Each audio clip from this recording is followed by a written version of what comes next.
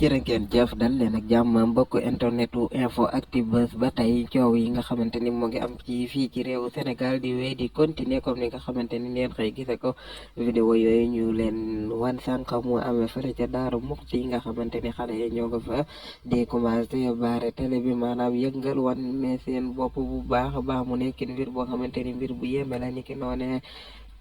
lañu ko gisee fële nga xamante ni moom moo di Medina ak yeneen bërëb yu bari fële ca Ndakaaru tey jii ndaw ñi xëy nan na di commencé li nga xamante ni moo amoon fan yi yëpp fii ci réewu Sénégal noonu la ñu xamale ni fële ca Ziguinchor itam fépp yoon ya fa ëpp itam dañ ko baare maanaam arrêté bu baax li nga xamante ni moom moo di circulation bi maanaam oto mënta dem oto mënta ñëw mu nekk mbir boo xamante ni daal ay mbir la yu yeme yuy xew fii ci réewu Sénégal depuis bi nga xamante ni alxames bi ñu génn ginnaaw bi nga xamante ni dogalu àtte bi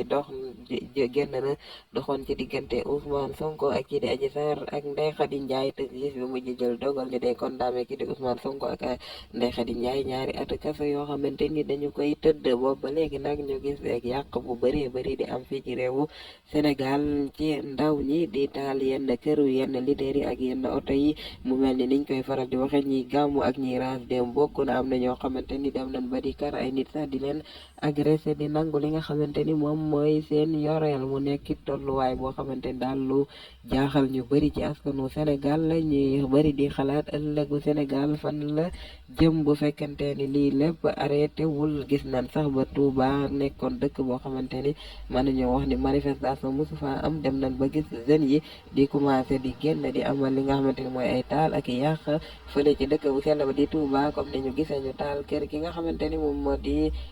Aly Ngouille Ndiaye nekk ministre de l'agriculture waaye itam ndaw ñi bëggoon sax taal kër ki nga xamante ni moom moo di ministre de l'intérieur di Antoine Félix Diome waaye dafa mel ni loole waaye takk der yi dañ leen ko mujje gàntal ba mujj nu am accès ci fi nga xamante ni moom moo di kër ministre de l'intérieur bi di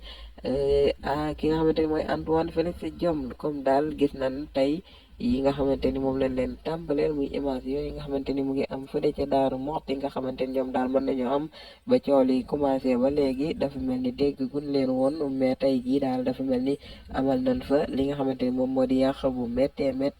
fële nga xamante ni moom moo di Daaru Muxti ci lu ajal taal ci kaw tali yi waaye itam ngeen daj li nga xamante ni moom mooy Orange Money yi comme ni nga xamante ni la ko waa Dakar doon defe fan yi yëpp ni ko noonee fële ca Dakar ni da ngoy fu mel ni Medina xale yi commencé nan yàq bi doy leen di abonné ci Info Actu Buzz